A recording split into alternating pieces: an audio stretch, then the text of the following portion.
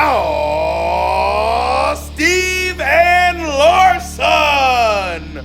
Don't you dare be sour. Clap for yourselves and feel the power. Yes. And all you people out there, you're watching Going In Raw with Steve and Larson.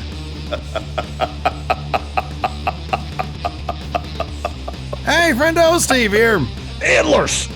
And welcome back. Oh, I should modulate my voice for this somehow. I can't do it. I'm the SmackDown hacker. I know Ali said that he was a SmackDown hacker. Turns out it was old Steve here that was the SmackDown hacker after all. Macho Man, what do you think about that?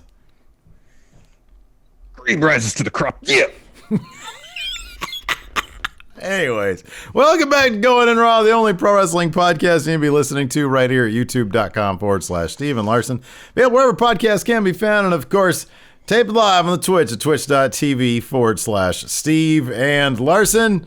Happy Halloween, everybody. Hope you guys have a safe one, and don't go around coughing in people's mouths if you're going to go out and have a fun time at a costume party or something. Wear your mask. Yeah, there you go. Anyways, join us next Tuesday for our election night stream right here at the Twitch. That should be tons of fun or misery or something. I don't know what.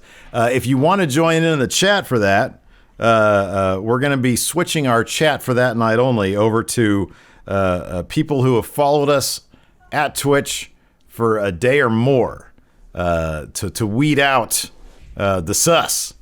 To weed out people who are trying to come in and trying to disrupt our good old election night time. Once again, just be cool. Just be cool. Now I just want to do the Macho Man stuff.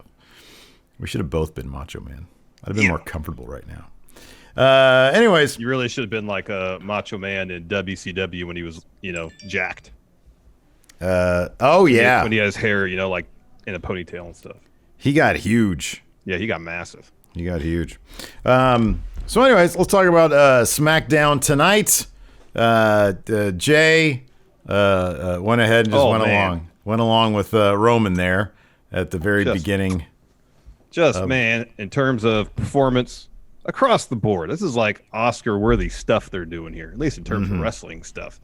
The level of subtlety from Roman, the outpouring of emotion from Jey feels so genuine. Everything about this, it's the best story in wrestling probably right now. Yeah, because it feels real.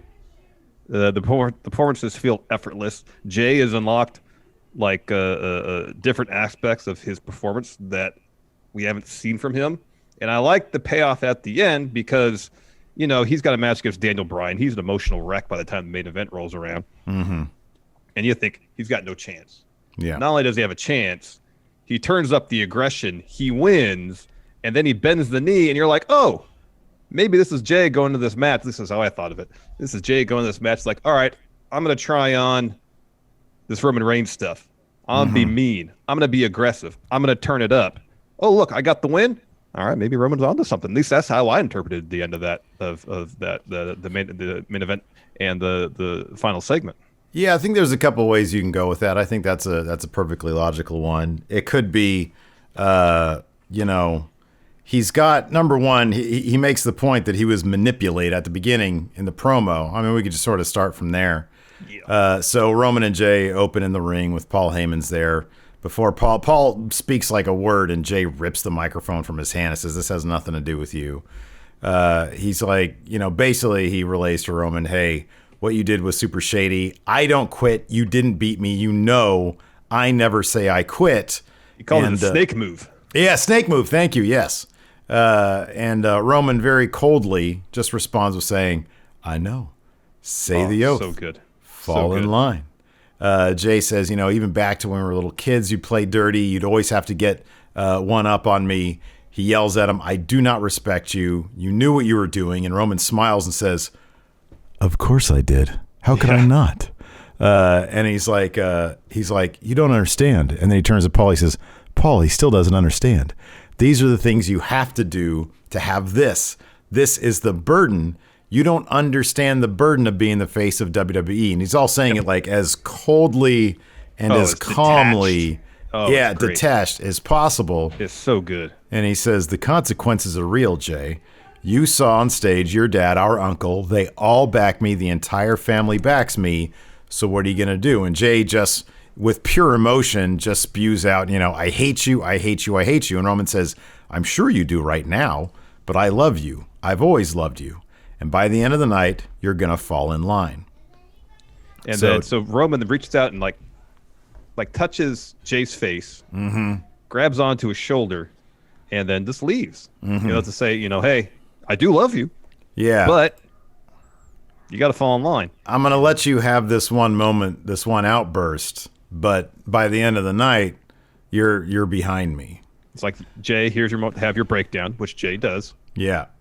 He basically falls over crying, and Roman just calmly leaves. Yeah. Everything about Roman, how subtly he's doing everything. Like, even at the end, the main event, when Jey fell in line and started beating the hell out of Daniel Bryan, just how little Roman did to show that he was pleased, but you could tell he was just, like, tickled to no end. Yeah. It was so good. I even like it in the end when Roman, who basically communicates whatever intentions he may have with a half nod, did the same thing to Jey tonight. He just sort of, he kind of looked in the general vicinity of Daniel Bryan, who was down there beat up, and then he just sort of nods in the slightest way possible for Jey, and he understands what to do. You could totally read it like that, and you're probably right in terms of intention. I am really curious to know. This is these are the kind of moments where you would really love for WWE to open up a little bit about process and the writing with this stuff, because I'd like to know what Paul Heyman's direction was, or whomever's direction it was, for Jey to come out in that match. If it was, as you're saying, I'm going to give this a whirl because this is the world that I'm living in now, or if it's just he understands that, or he thinks anyways, that he could have beat Roman. And sometimes just understanding, sometimes it just takes understanding that you can do a thing to be able to do a thing, and it's unlocked something in him where, man, I do have the ability to go one-on-one with anybody and take him on, and I had Roman, and so Daniel Bryan is kind of easy pickings at this point, even though Daniel Bryan is a wrestler in his own right, who's not small fry exactly. Yeah. Our first match was a Team SmackDown qualifier match. Dolph Ziggler versus Kevin Owens. They had some fun in this match, Larson. Yeah, they did, and Bob Roode was having some fun with his wardrobe. Gone was the robe. How cool is that? It was great. It's not a suit, mind you, but he got the leather motorcycle jacket, some jeans. He looked casual. He looked comfortable. It's probably something he wore to the arena. Yeah, it was great. I mean, I don't need him to be Rob Roode from NXT. By no means, no. It's just unrealistic for people to go out in robes if they're just going to be a corner guy, or if they're going to be just there with their partner. So it doesn't make any sense. This was cool. I really like this. It was really good. It was a really fun match. That pop-up powerbomb in the Famouser spot was awesome. That was sick. That was really cool. Yeah. I love when two creative wrestlers get together and they just give us a little something new. Like Cesaro does that literally every match. Yeah, I know. But it's kind of few and far between when wrestlers really pull that kind of stuff out, and I felt like these two guys were trying to do that tonight. Yeah, Kevin Owens did that kind of weird Uranagi thing. I didn't see him do. If he's done it before, he hasn't done a whole hell of a lot. Yeah, yeah. That was great. The finishing segment was outstanding. Yeah. You called it. It was a callback to Mania 14, wasn't it? Yeah. The finish to Stone Cold versus HBK super kick attempt. He spins him around into a stunner, and that was the finish for Kevin Owens. He picked up the win with a really fun match. SmackDown. He will be on Team SmackDown. The recently drafted to SmackDown, Kevin Owens will be representing SmackDown at Survivor Series. After that, we had Natalya and Adam Pearce backstage. She wants to be the captain of Team SmackDown. Billie Kay steps in, hands her headshot and resume on the back, makes her claim. Natalya says, I don't need a resume. My resume speaks for itself. I deserve this more than anybody. Bianca Belair walks in. She says Survivor Series is all about being the best of the best. She is the EST. She's there to lead SmackDown. Natalya says she's the boat. Bianca's like, that name's not as cute, I think is what she said, as you think it is. Mm-hmm. And then Billie says, you got to be joking. And then Adam Pearce says, all right, all three, you'll have a match. Winner is on Team SmackDown. That was later. But first, got this Lars Sullivan interview that seemed fairly divisive online. So, okay, so before we get going with this, I just want to mention, I watched this clip of Natalya. I have no idea what the context is. I know you've seen it.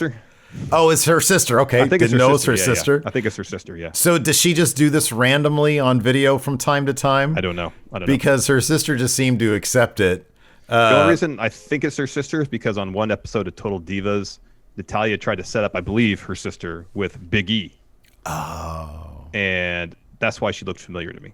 Okay. So I think it's her sister. If in chat I'm incorrect, please tell me. Somebody will let us know. So anyways, Natalya's reading this. Yeah. It's like a 7-second. Yeah, okay. So Phenomenal NYC says, it's her sister. Slaps the heck out of her. She chops the crap out of her chest. And it's the funniest, most random thing. Jorge D says, yeah, she does it all the time. Okay. I was dying laugh when I saw that. So now whenever I see her, I just think of that. I guess I'm behind the times on this particular thing, but I thought it was hilarious. I wish she started doing that on TV. That'd be great. So the Lars Sullivan thing, in a vacuum, I didn't think it was terrible. Obviously, when you see the guy, I can't help but think, the various rollicking adventures of Lars Sullivan, booty pics and all. And so, I could totally understand why people might want to, be hesitant to let this one in. I didn't mind it, but then I don't mind bad things sometimes. Sometimes cheesy things I don't mind. What did you think of it? Well, I want to know your thoughts. I thought more than anything, it was just kind of poorly written. I thought the writing was pretty middle of the road, if not kind of bad. I heard that too, and I think to me, the writing really came off as cheesy. Yeah. And totally, that could be you could spin that to bad as well. Yeah, and I understand they're trying to humanize him, make him like the beginning where he was kind of offended that Corey was referring to him as the Freak. Mm-hmm. Like, okay, he's taking offense to that. All right. So he's just not accepting the moniker that Michael Cole continually references over and over and over and over and over and over and over during the course of his matches. But just the whole story about how, he was bullied when he was 9 or 10. A couple of kids sang a song, something about a freak show. Yeah. And then so he started crying. And then when the kids saw him cry, not just the kids who were bullying him, but all the kids on the playground laughed. But then he said, but about 20 minutes later, the laughing stopped, but the screaming continued for hours. So him and Ridge Holland have something in common. Apparently, they murdered kids when they were kids. Ooh. And said he wasn't allowed at school after that. Yeah. So I just didn't, I understand. They got this guy. They're billing as the Freak, as this, he has like superhuman strength. He can do all these crazy things in the ring, freakish athleticism, strength, so on and so forth. They want to humanize him. I get that. Was this the best way to do it? Again, the writing just kind of felt blah to me. It wasn't involving. If it was a situation where, perhaps if it wasn't just like a sit-down interview. Yeah, I was going to suggest that. Sit-down interview, flat lighting. Maybe if they lit it like yourself, a little more dramatically. Maybe it'd been a bit more effective. Yeah. Maybe some reenactments, They bring in the guys from Dark Side of the Ring to do some out of focus Lars Sullivan as a child murdering other kids.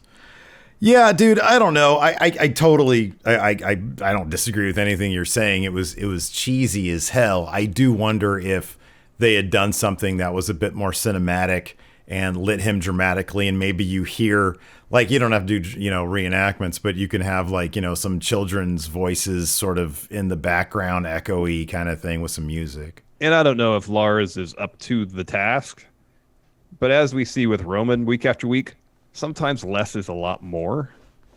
Yeah. I felt like for a lot of these beats that were written into this dialogue he was given, he was really trying to hit them with maximum emotional impact, Yeah. But it just wasn't there. he's a very, taking booty pics out of the equation, he's a very compelling figure in his speech and his cadence, in his his appearance.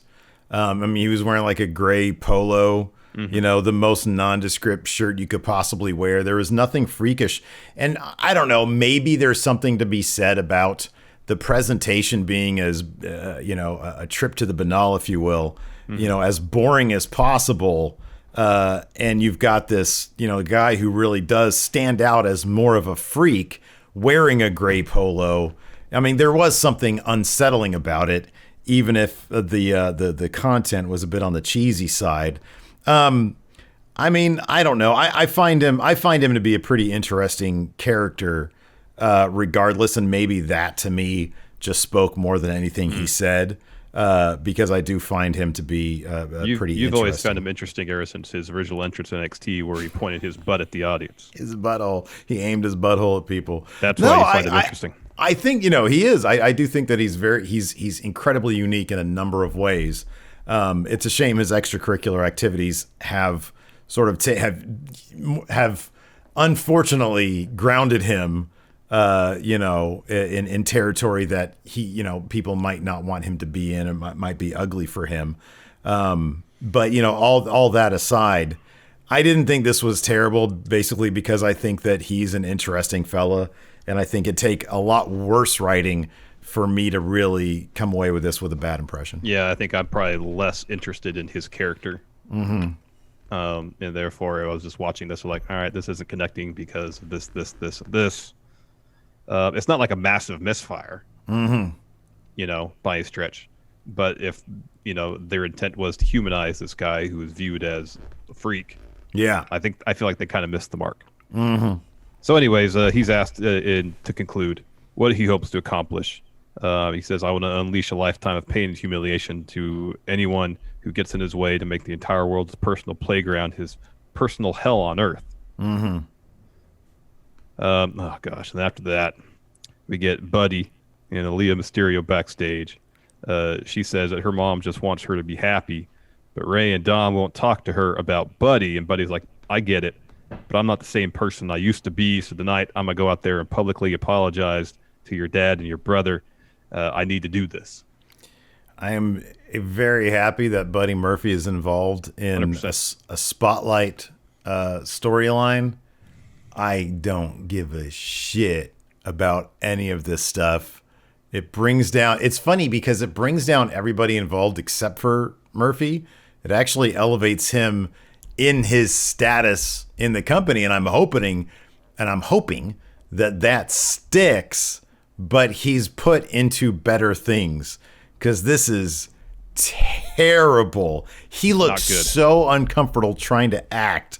It's awful. Before we get to his actual apology, we get a pretty terrific but brief triple threat match between Bianca Belair, Natalya, and Billie Kay. Of course, as Scrap Iron said before, this is for a spot, the first spot in the women's Team SmackDown for Survivor Series. As with most Bianca Belair matches these days, they are showcases for how much fun she is as a character and as a wrestler. But I want to bring this point up to you, Larson. We all know there's big things afoot for Bianca Belair. But let's talk about Billie Kay for a second. When they broke up the Iconics, my main concern was Billie Kay's not going to get any TV time.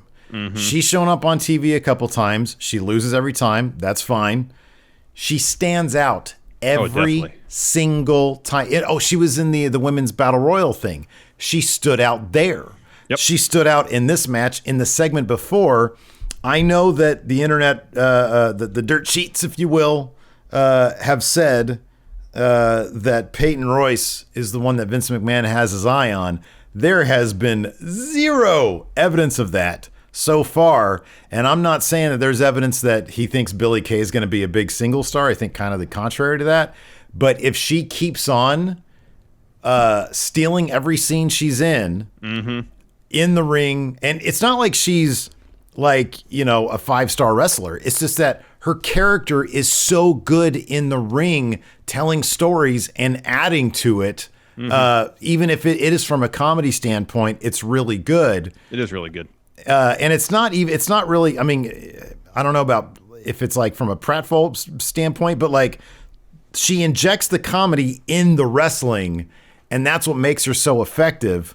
Like Natalya had Bianca locked up in that sharpshooter. Billie Kay looks at the situation, puts her in a chin lock, and tries to steal the tap out. Yeah, I know. It wasn't she puts the comedy in the match, but it always feels strategic. You know, it's not to the detriment of the match. You're right. It's strategic. It's strategic, and it's always a situation where I don't know. It's not a situation where she's funny. Her comic timing is great. I don't necessarily view her as like she has a comedy gimmick, though. I agree. It's not a comedy gimmick. She just has a ton of personality. And the funny thing is, when you go back and you look at the Iconics, somebody mentioned this on Twitter, and I kind of agreed with it. Peyton did seem to be the one who was probably a bit more crisp in the ring. That being said, Peyton Royce she's not really like on the level of, you know, Bailey or Sasha or even like a Shayna Baszler.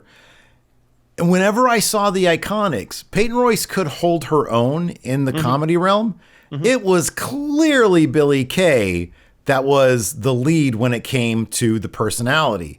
And in fact, it kind of felt like Billie Kay was trying to make Peyton crack. Which, if that's the situation, you kind of know that Billie Kay is going to be the one who pops on screen more. Yeah. So I don't know, man. When I look at them both, I do think it's a shame that they broke them up because they're doing some things with the tag team division on the women's side. But I don't know, man. Like Billie Kay, if she keeps on stealing the show every time, that's just going to mean more TV time. I know it is, and people are, you know, whenever we get crowds back, people are going to gravitate towards, you know, whatever she does because she's so damn entertaining all the time. She might be one of those that the crowd picks up and lifts to another level.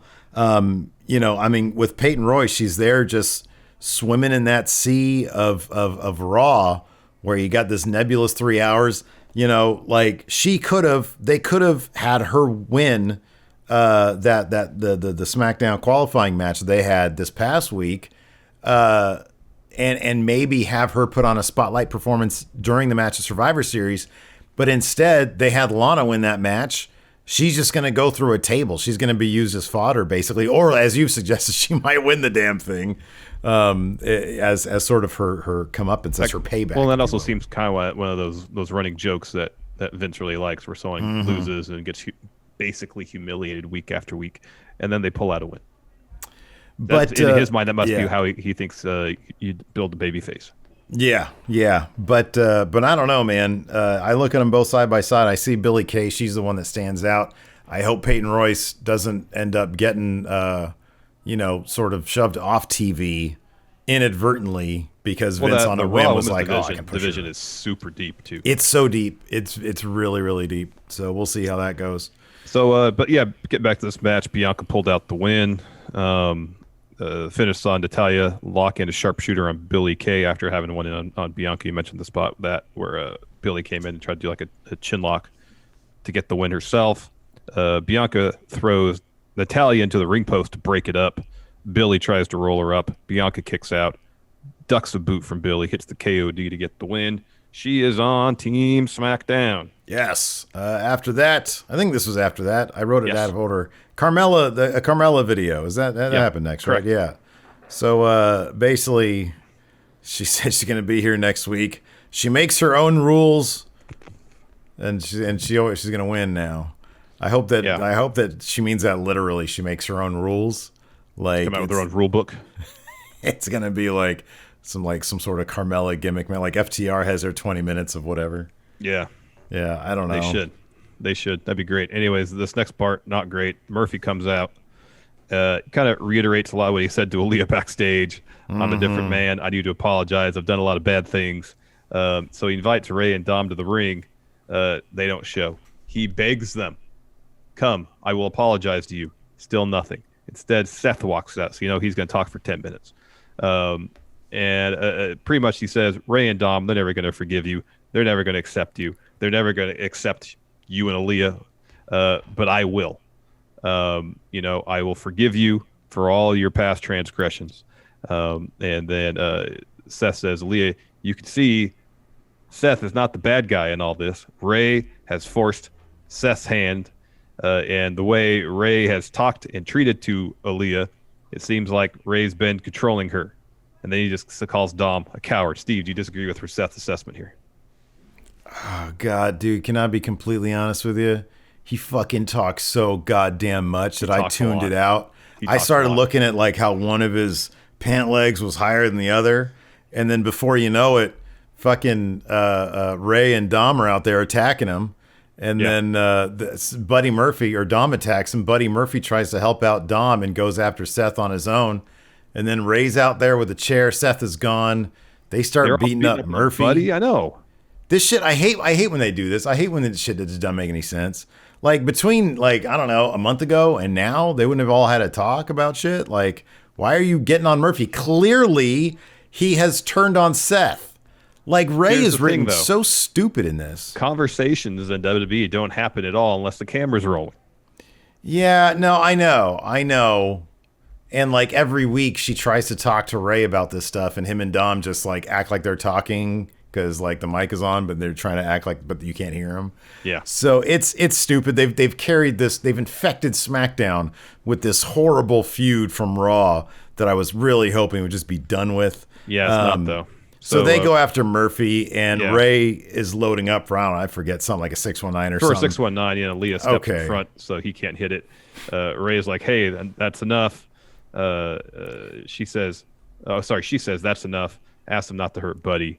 And then he's like, come with me. Ray did. And Aaliyah says, no, I love him. And then Ray says, ¿Qué?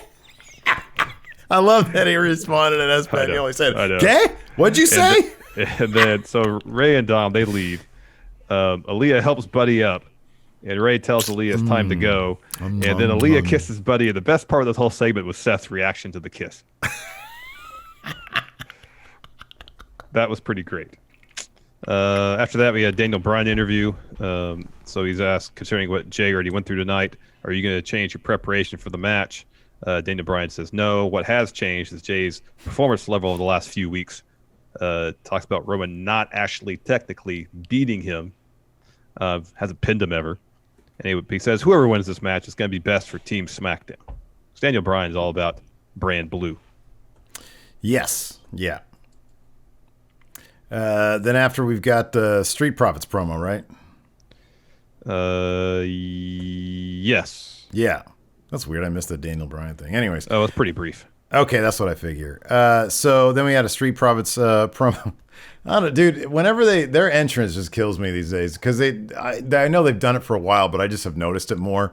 Like when they start rounding the corner and the cameraman is going with them, and they're just like walking with the camera and staring into it, making funny faces. Yeah, that fucking kills me every time. I don't know why. It's great. Anyway, so yeah, they basically say we appreciate the imitation from the New Day, given that it is the sincerest form of flattery. What was the Guy Fieri reference that Dawkins was making? Did you say Flavortown? I must have missed that. I swear I thought he said, that's why I imitate Guy Fieri. And I was like, he didn't say Flavortown, but they referenced something else.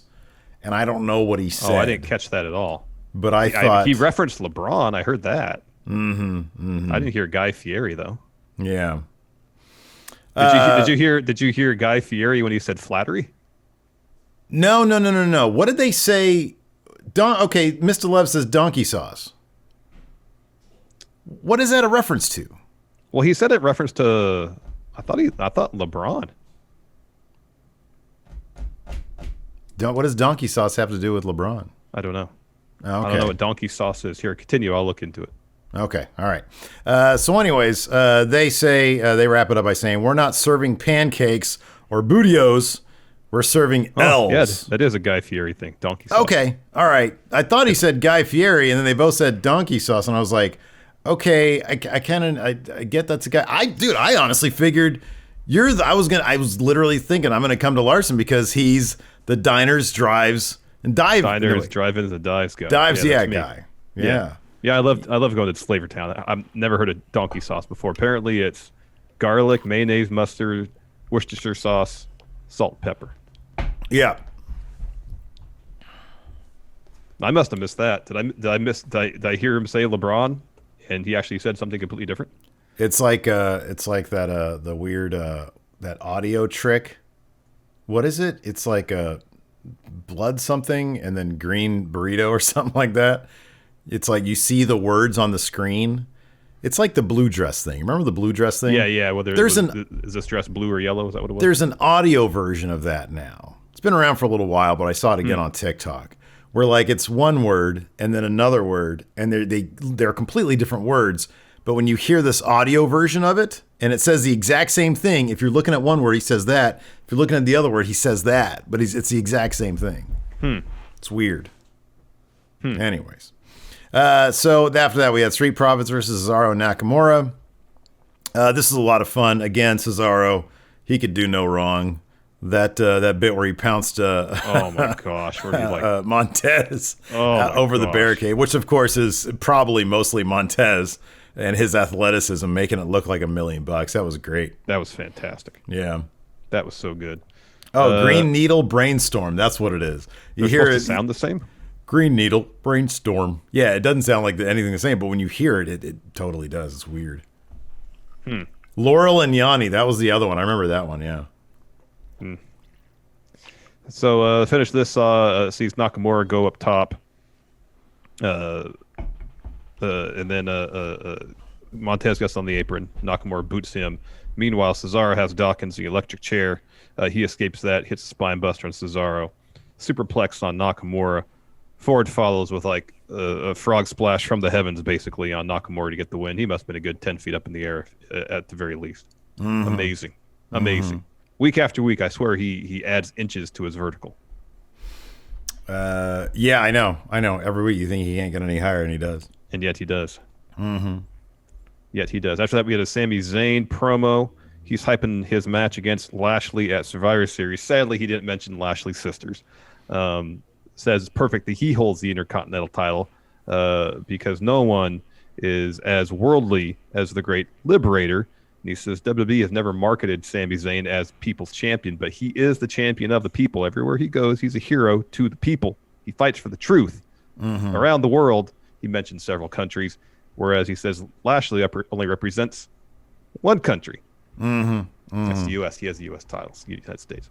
He's got the United States title. And so he says he's going to show Lashley that the Intercontinental champ is greater than the U.S. champ. After that, Sasha Banks comes out. She was dressed up as if she was literally a championship title herself. That outfit was absolutely amazing. Yeah. It looked like $1 million. Looks like an Okada level. That's what I was going to say. Outfit. Yeah, for sure. It's definitely Okada level. So she's talking about Hell in the Cell. At Hell in the, the old adage, if you're going to talk the talk, you got to walk the walk. She said at Hell in the Cell, I walk the walk. She said, Bailey, I told you I'd take the one thing for you that mattered most, your title. But then again, she says, I have to thank Bailey for stabbing me in the back because she finally ended an era. Bailey was my best friend. They were supposed to take over the whole company together. But when Bailey tried to end Sasha's career, then Sasha realized it wasn't her friendship that was unstoppable. It was Sasha Banks herself. She is the boss of Friday nights and the new champ. She says, now that Bailey is in my past, I go one-on-one with Asuka at Survivor Series. There's no doubt that she is the best, or that Sasha is the best. This brings out Bailey. Bailey says Sasha can win a title, but can you hold on to one? And she mentions that she had that SmackDown Women's title for 360-something days, more than that, I think. She says Sasha is lucky that Bailey isn't going to go to the ring and rip her apart for, one, stealing her chair as her personal property, two, parading around with her title. And Bailey says, but I'm not a sore loser. Everyone knows that Sasha can't beat Asuka without Bailey in her corner. So she challenges Sasha to a title match next week and says Sasha's 13-day title reign will end. And then Sasha says, bring all that you got because backstabbing bitches never win. Yeah. Ooh, bees. What are the odds that Bailey gets that belt back next week? 0. Not going to happen. As much as you want it to happen, it's not going to happen. They're firmly in building Sasha to be like the only reason they're having that match is to show, oh, this is different. She can do it. Yeah. Yeah. But then Bailey is going to cost her match against Asuka. That is probably totally correct. Yeah. Then we got our main event. Yep. Fun match between Daniel Bryan and Jey Uso. Jey super aggressive throughout, especially to start, laying some stiff shots, some stiff boots. Daniel Bryan responds to some uppercuts. Tries to work over Jay's arm. He gets the Samoa drop for his trouble. A lot of back and forth. At one point, Daniel Bryan clotheslines Jey out of the ring.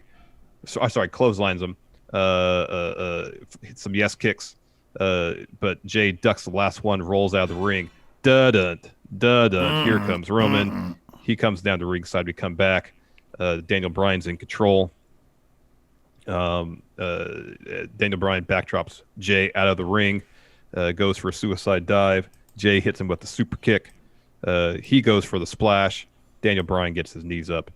Bryan locks in the yes lock, but Jey gets to the ropes. Daniel Bryan hits some corner drop kicks. Eats a super kick when he tries a third, and then another one. Jey goes up top, hits the splash to get the clean win. Mm-hmm. Yep. So as soon as the match is over, Roman's in the ring, and Jey just nods his head at him and says, "I'm with you. You're the head of the table. You're the head of the table. I understand. I'm with you." And that's when you mentioned earlier that Roman just kind of looks over at Daniel Bryan, little nod. Jey super kicks the heck out of him. Hits another splash. It tells Roman, "I understand. I love you too." And then Roman tells Jey to make Daniel Bryan understand. So Jey pulls him out of the ring and starts beating the heck out of him, tosses him in the ring steps, clears off the announce table, puts Daniel Bryan on it, and then hits a splash off the top through the announce table. Cut to Roman. The smallest little smirk. He is pleased to no end, though. Mm-hmm. Yeah. So Jey is there with some ground to pound on Daniel Bryan on top of the table. Roman just very calmly exits the ring, starts to walk away while Jey Uso is beating up Daniel Bryan. Mm-hmm. Awesome stuff. Awesome. Yeah, really terrific stuff, man. This is really good stuff. Let's answer some questions. Sounds good. First I'm up, on the Twitch. I got a Patreon thread here. Kenny T, who do you think will have the more memorable career when it's said and done, Roman Reigns or Seth Rollins? If everything stopped today, it'd be Seth. But More everybody be like, holy career? crap. Yeah, more memorable career. Oh, I don't know. I mean, Seth is, you could say, achieve more in terms of belts and such. Yeah. But, I mean, I know Roman is a very divisive figure in WWE for most of his run, but that kind of has defined this era. Yeah. So I would actually probably say it would be Roman if it ended today. Even. Yeah, I guess it depends on what memorable would be. It might be the difference between I don't know. Okay, take any figure from the 90s and compare him to Roman Reigns. Who do you think is the Roman Reigns of the 1990s? I mean, it's not a one-for-one analogy, but there's parallels, and I'd say The Rock. The Rock was pushed very strongly as a babyface, and the fans, they literally chanted "Die Rocky, die" at him. Yeah. And then they turned him, and he became one of the greatest stars in the company's history. Not to say Roman is going to reach those same heights, although the way he's doing things now, maybe. But there's parallels there. Again, not one-to-one, but there's parallels. Hugo Longheavy has an answer closer to what my answer would be. That's Lex Luger. No, that's totally not true. I think, here's the thing. I think that The Rock would be appropriate because Roman was on the trajectory of The Rock.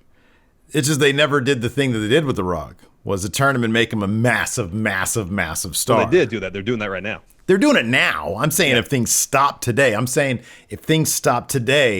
What's the closest analogy in the 90s to Roman Reigns?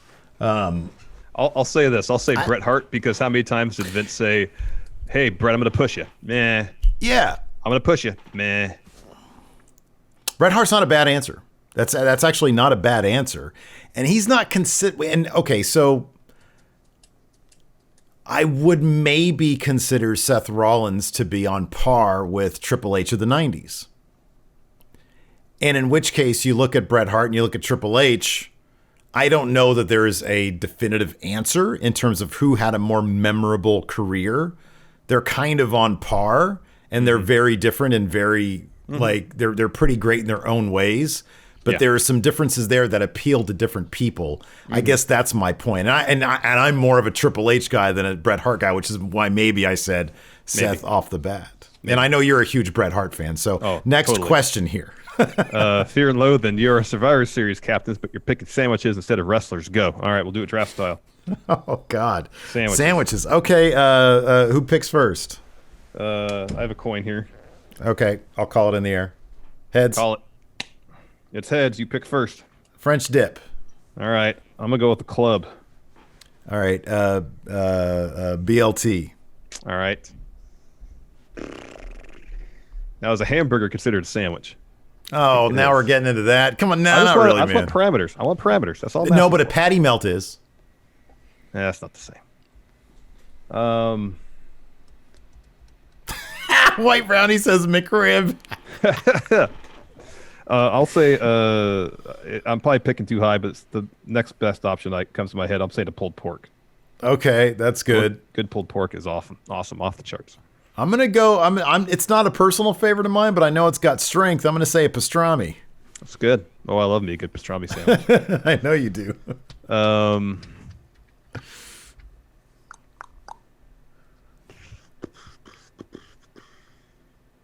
I think it's more of an old classic, but I'll go with it. A Dagwood. Oh, okay, yeah, the Dagwood. I'm gonna go with. Oh man, I love a good grilled cheese on sourdough. Oh boy. I'm gonna go with the Reuben.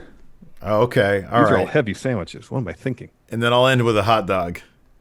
Okay, that's a sandwich. Hot dog's a sandwich. I don't think it is. No, somebody Uzondo, I think, had the best answers here. He said a Philly, a breakfast sandwich, a grilled cheese, a meatball sub, and a hot dog. That's good. Those are all good answers. That's the best lineup right there. That's a good lineup. Oh, Monte Cristo's so good. Yeah, it was between a Reuben and a Monte Cristo for me. Monte Cristo. My last pick is a PB and J. Yeah, classic. A classic. Something matches lighter. up well with my grilled cheese. There you go. Let's see here. Jaime Fonseca, what's the best feud for Kevin Owens on SmackDown? Well, Not clearly Aleister it's Black. Sami Zayn, yeah. Yeah, no. Night by night, you've been tasked with putting on a Halloween costume contest. What SmackDown superstars do you hire to judge the contest? SmackDown Hacker. SmackDown Hacker. Bray Wyatt. No, wait, he's not on SmackDown. He's on Raw now. Yeah, he's on Raw now. This is only SmackDown people? Yeah. Okay. Rey Mysterio. Okay. That dude would dress every pay-per-view. He's got another like costume. I'm gonna say Dolph because he was doing that stretch where he was kind of like that bit where he's doing the drum thing. Didn't he kind of dress up as different things too?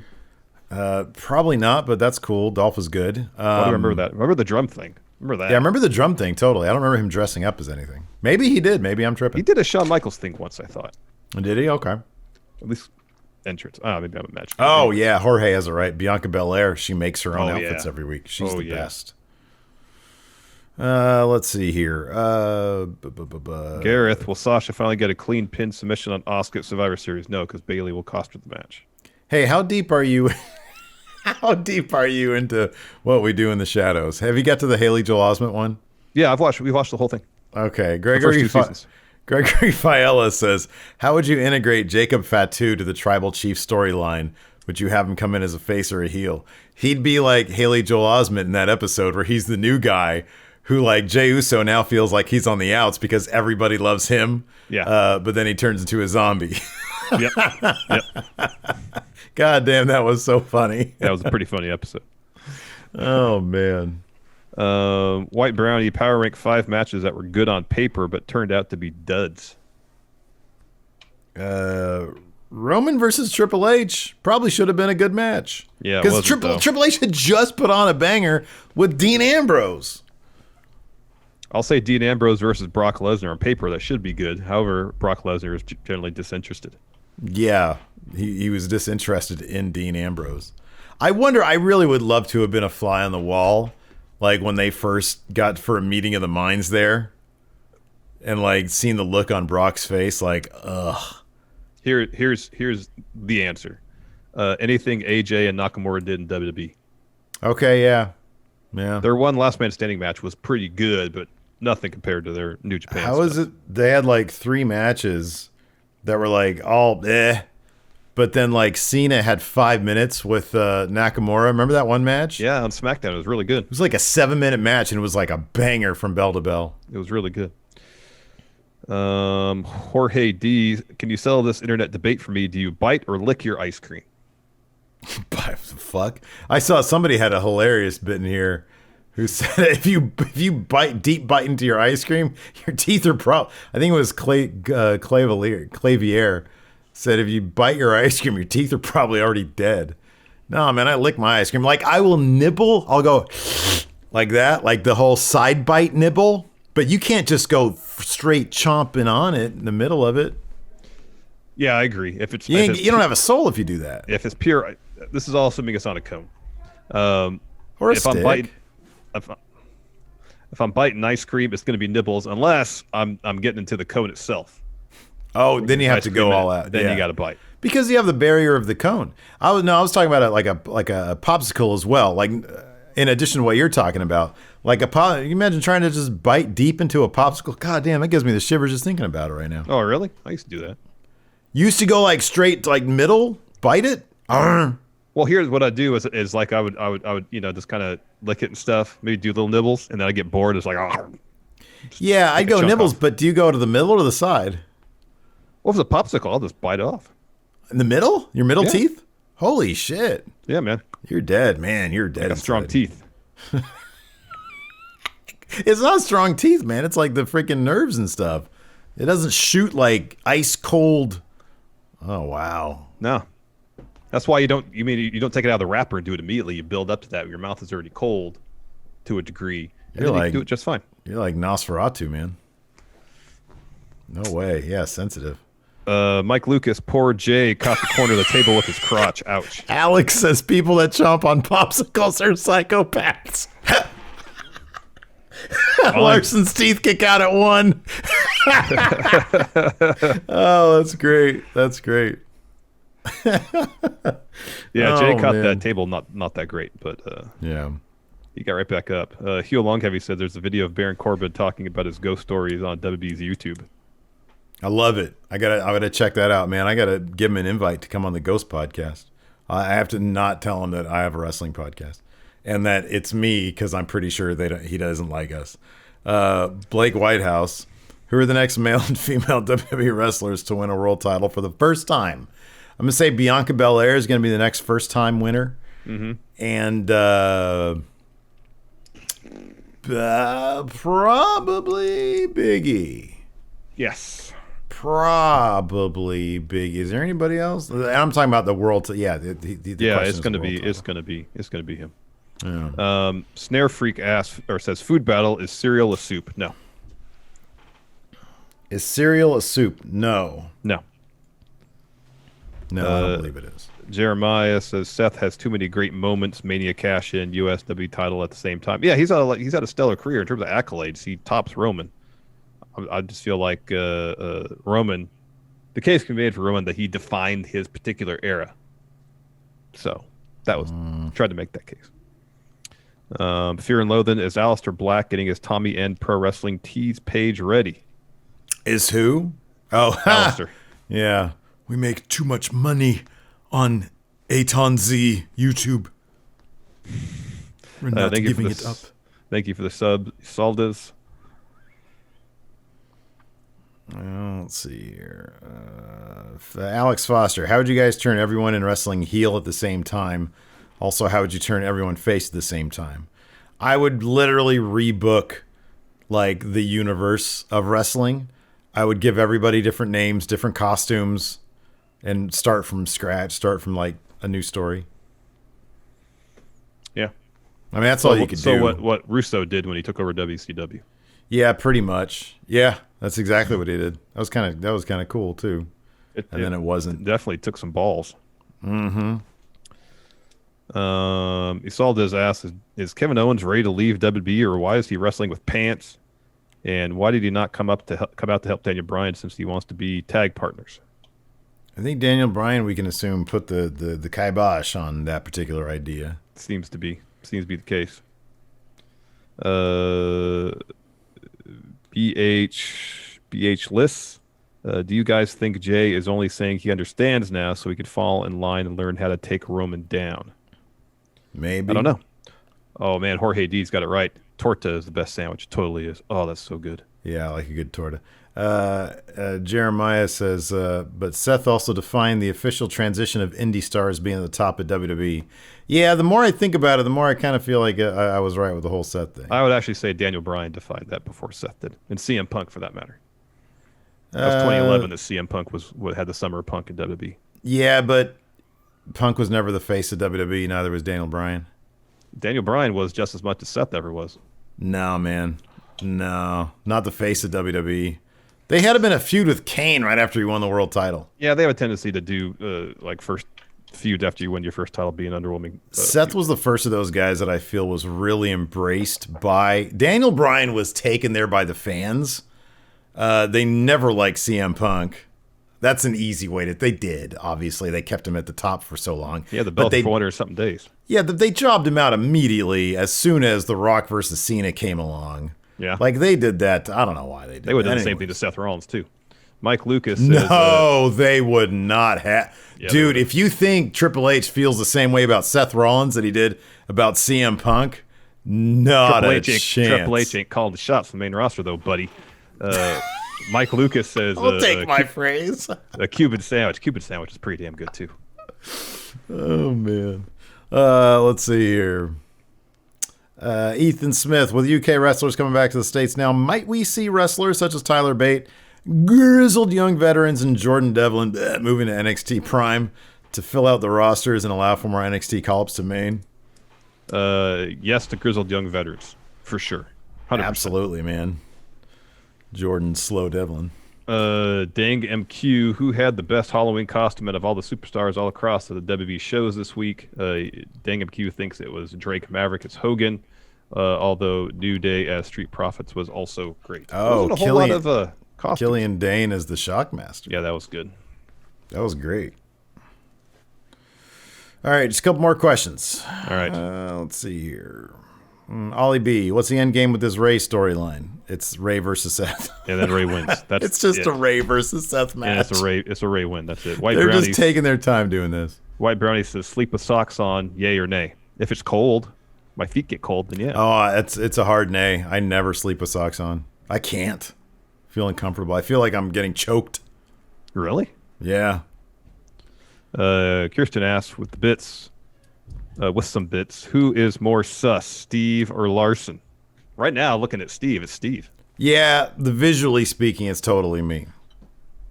In general, I think it's Larson, man. That guy bites full force into a popsicle. Oh, man.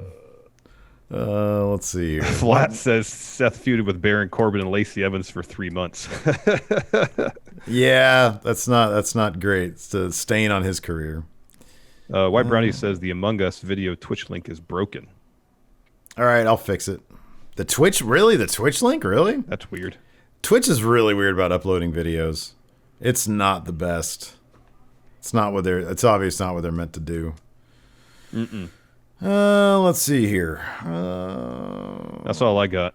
All right, that's all I got over here, too. No more questions. Twitch chat, stick around. We'll hang out for a second. Thanks for watching, everybody. Until next time, we'll talk to you later. Yeah.